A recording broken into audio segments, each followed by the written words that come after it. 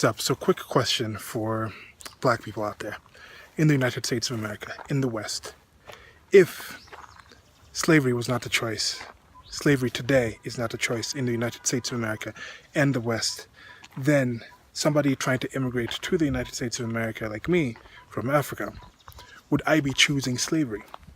Would you advise that Africans, Sub-Saharan Africans, Negroes who are not living in the West, not come to the West because they would be choosing slavery? Now, with this following video, I kind of go into some estimation on how I think there's a problem, or there's something odd about how African Americans, black people, view the plight of black people in the West, in the United States of America specifically, which I have most of my experience with, and they compare the majority of the population versus the actual percentage of the white population that they look at. They look at the top in the white population and say, look, whites are doing a lot better. And then they look at most of the black people and compare them to the top. And they completely ignore the top percentage of black people. But if you take this to a global spectrum, then when the United States of America pretty much be the top status of living of all white people in the world, because it's like, what, 9% to 10% of the world's population is white people, however you want to define white people. And also, if you go to Negroes, black people, they're actually only focusing on African Americans. They don't focus on how people are living in Africa. So when you actually look at it that way, maybe they too are also only focusing on the top percent. What's up, Silas here. So I like consistency. I try to go for consistency, but also I don't like repetition, which is another weird thing. You know, it's like, how does somebody like consistency but not like repetition? And I've been posting these kind of things to kind of show out people's hypocrisy or lack of consistency on certain things that they say or do. Now I'm going to start this series where I kind of just post these little short ones. And a helicopter flying over above there. It's a bit loud. Let it pass.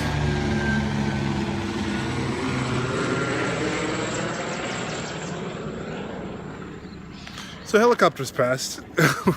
What I'm going to say is this. I was just walking back from town and I was just watching YouTube, and I saw this LeBron James. LeBron James just killed it. He just had this game-winning shot against the baby dinosaurs, the Toronto Raptors, and then the baby dinosaur is something Shannon Sharpe said. And anyway, I'm just thinking about things like Shannon Sharpe and LeBron James have been talking about the plight of African Americans, black people in the United States of America. And they're saying, okay, we're speaking out for these people that are downtrodden, that are in a horrible situation. And some people really are in some really bad situations comparatively to the rest of the country in the United States of America. Now, when it comes to white people, people look at the top 1% of the positions in the United States of America, and they judge the entire white race off of that. They say white people are privileged because they're the ones in positions of power, they're the ones doing X, Y, Z, they're the ones doing all these things here and there. So they say that, but at the same point, they're not looking at the people in the, what's it called? The Appalachian Mountains. They're not looking at people in West Virginia, they're not looking at people, coal miners. They're not looking at the vast majority of people in the United States of America, of white people who are just regular people, trying to come up, trying to make their lives. The same kind of situations where a majority of the United States of America doesn't have $1,000 in savings in the bank, and that's mostly white people. Most of the people who are on welfare in the United States of America, white people. Most of the people shot by police in the United States of America, white people. Most of the victims of crime in the United States of America, white people. But they look at the top percent and they judge the entire group by that. When you flip around and they look at black people, they ignore the LeBron Jameses, greatest basketball player playing right now. They ignore pretty much people in the leagues who are like the top players in most of the professional leagues in the United States of America are black people. They look at someone like Shannon Sharpe, who is an amazing athlete, amazing speaker. He's gone on there. He's a great sportscaster, sports analyst. They look at someone like him and he's speaking about all these negative things in the past. And he's like, yes, he's speaking out for the people. That's the representative. Yet they ignore the actual excellent people in those societies, in those communities of the black community. So that's a weird thing that I see. A lack of consistency there, some kind of hypocrisy there, where they judge white people by the best white people, yet they seem to ignore black people. They ignore the best black people and want to judge black people by the worst black people. And I think this is not necessarily just one thing on the political left or right. It's something that's in general done, where even when you're looking at stats of people are like, oh, white people in general are more peaceful because most of the white people do X, Y, Z. And in general, you look at the stats, yes, white people don't commit as many crimes per capita as African Americans or Latinos. But when it comes to a situation where an African American commits a crime, they look at that and be like, that is indicative of African American culture. Yet, if they see a black person do something positive, they don't necessarily see that as indicative. And I know that comes down to percentages and things like that, but that's just an observation. First one in this series. I'll be doing more of these because I have a lot of these lack of consistency things. Let me know what you guys think about this one. And if there's other things that you think are inconsistent relating to this topic, or if there's things that you think I'm completely wrong about on this particular topic of why white people seem to be judged by their top 1%, yet African Americans seem to be judged by their bottom 75% or even more. Okay, yeah, so that was the numbers thing. You see what I was talking about there, talking about the 75%, where even if you took the 75% of African Americans and then you use that to kind of judge how black people, Negroes are treated in the entire world, that would be taking the top 1%. But another weird thing about this is the people who speak about this. They say, okay, you're a rich white person, so you're not allowed to speak about stress in other white people. You're from a privileged position. Yet when it comes to the African American community, they want people like celebrities, athletes, the wealthy, visible African Americans, black people, to speak for everybody else. Now I know there is some ostensible thing where they say, okay, I've actually come from nothing. Somebody like, okay, did LeBron James really come from nothing? But someone like LeBron James was somebody that built himself up, and now he's in this position of global ambassador, globally known, so he can speak about the plight of African Americans. Colin Kaepernick now, when you have a situation like him, as I've discussed in previous videos, he was adopted by a white family, yet he's coming up and he can speak, or he's supposed to speak about these issues. President Barack Obama was actually the president of the United States of America. I don't know his background. I don't think his background was extreme poverty, yet he's still supposed to be allowed or able to speak for the plight of all black people. So that's one thing that I've seen. Who's actually the spokespeople and what are they talking about? And speaking about spokespeople, let's talk about the media, and this next part's going to be about Don Lemon and some few other things. So just one thing here about Don Lemon. There's something I just saw. He was talking about how it's his responsibility as a reporter or as a journalist to call Donald J. Trump racist. And why he was saying that was because that, oh, Donald J. Trump has said he has a black friend, or other people who say that. And he was scoffing at that, saying, oh, like, unless you actually go on vacations with this person, you go to their weddings, you have kind of events like that, you go to have dinner, you hang out, then that's not necessarily an actual friend. And I agree with that. I mean, in some extent, I definitely agree with that. And I'm looking at the friends that I have and the people that I have. I'm thinking, if I got married, who would I invite? You know, they have this whole thing, like back in high school, I remember there was this thing, it's like, okay, who are your real friends? Like, oh, I have all these friends, like on Facebook, on social media, you have like hundreds of friends. But then it's kind of like, if you had a birthday party, who would you invite? You know, now it's like, if you had a wedding, who would you invite? If you had a funeral, if you died, who do you think would show up? Now that's the kind of things I think you think about, like who's actually your friend and whatnot. And that's why I don't like using the term friend as easily as some people do. But when it comes to things like what Don Lemon is saying, I definitely think people on the political left, a lot of them, are at that point also where they have that black friend, where they might do some things like that with them, but I don't think they actually know too many people in black culture, in black people in that kind of sense. Now also, I'm saying black people themselves, I don't think they know too much about Africans. So when they say African American, when they talk about those kind of situations, I don't think they know what they're talking about. Like Don Lemon seems to be pulling out a lot of black hood cred. I know I don't really pull that much black cred because I don't think I know that much about black Americans. I don't know what Don Lemon's background is, but does he?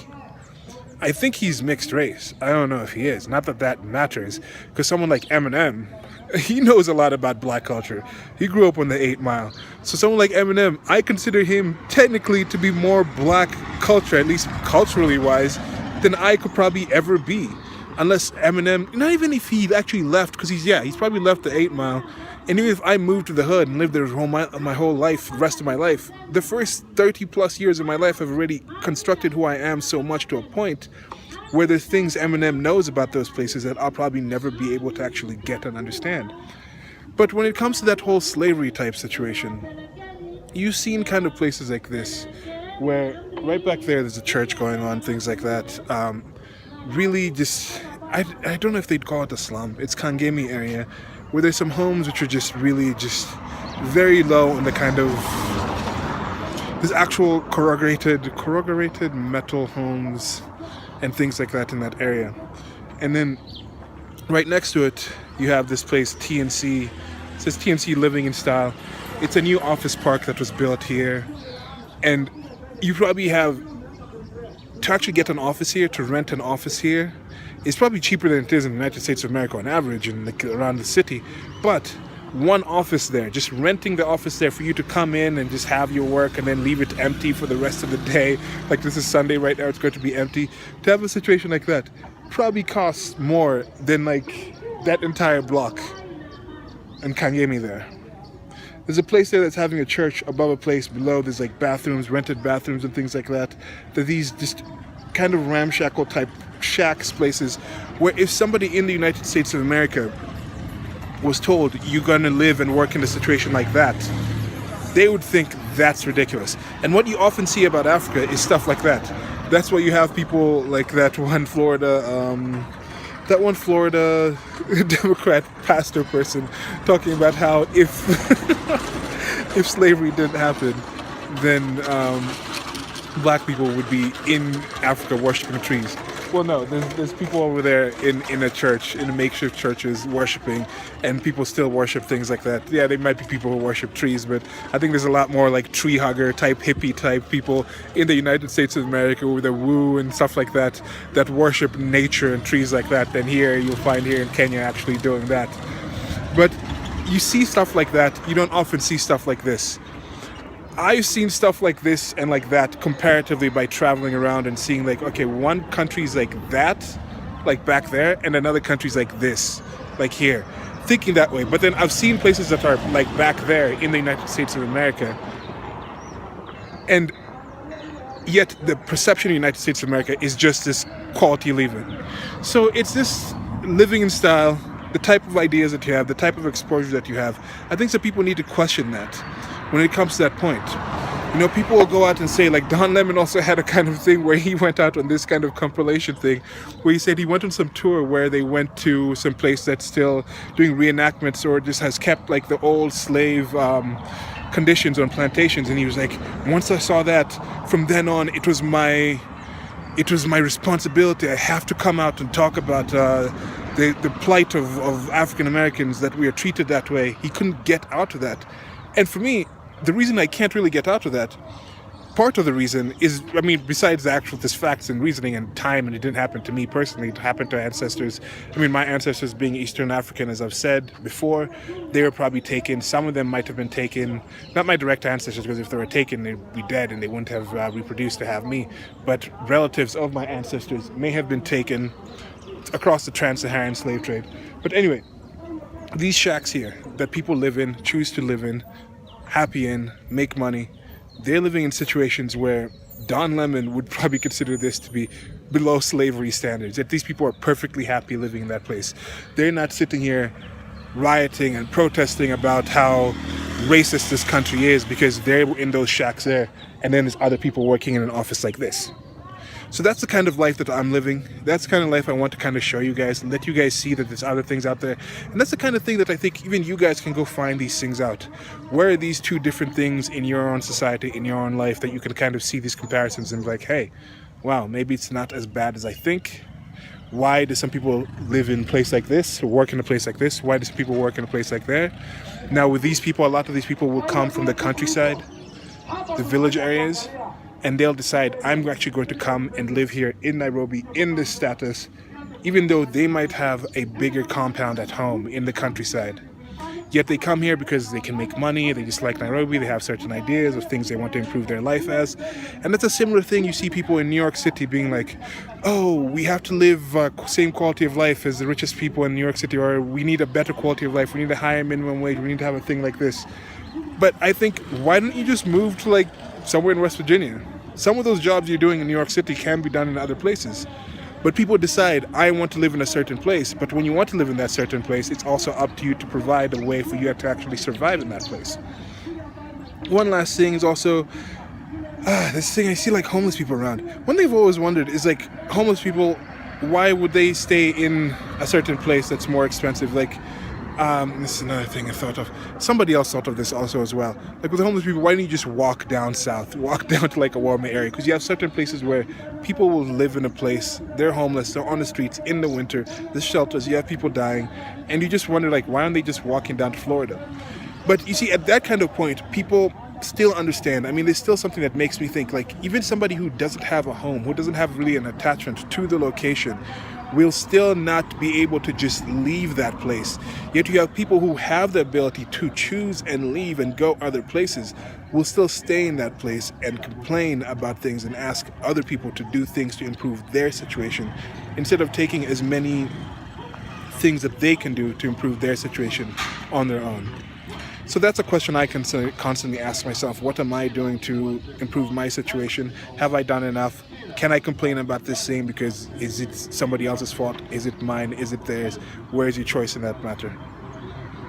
So yeah, that's it for the video. So again, the question was, if slavery is not a choice in the United States of America today, for Negroes, for black people, for non-white people, then would anyone immigrating to the United States of America actually be choosing slavery?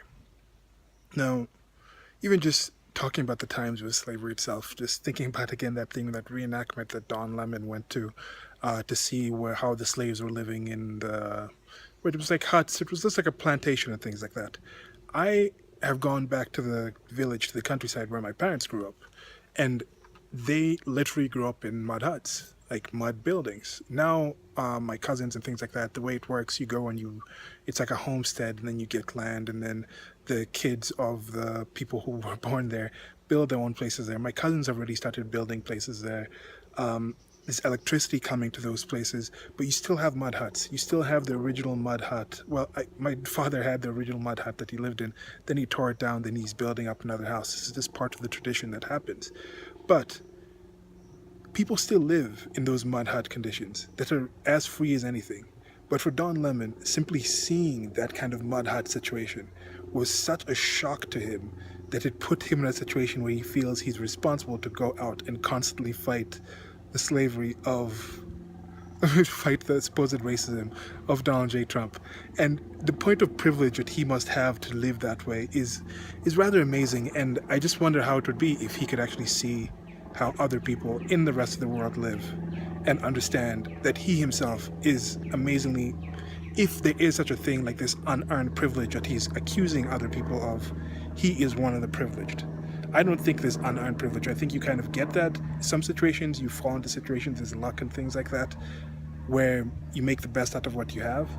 But this whole idea that you're just privileged above somebody and you have to check your privilege, I don't buy into that. But the people who do buy into that, they themselves actually tend to be very privileged. Even having that stance, having that whole idea that, check your privilege, stop culturally appropriating, that actually is a situation by being above a situation where you can afford to say these things. People who are actually struggling and trying to come up, they can't really afford, well, I mean, some I guess they can, but they can't really afford to come out and say, this person is more privileged than I am, you have to check your privilege, or I need to check my privilege. No, they take advantage of all the chances that they have and make the most out of it. And people did that ahead. Your ancestors did that, and that put you in a position where you may have more resources than other people. But don't look down on that. Be appreciative of that. And like, share, and subscribe. Links below to the merchandise store. More videos coming soon. And goodbye.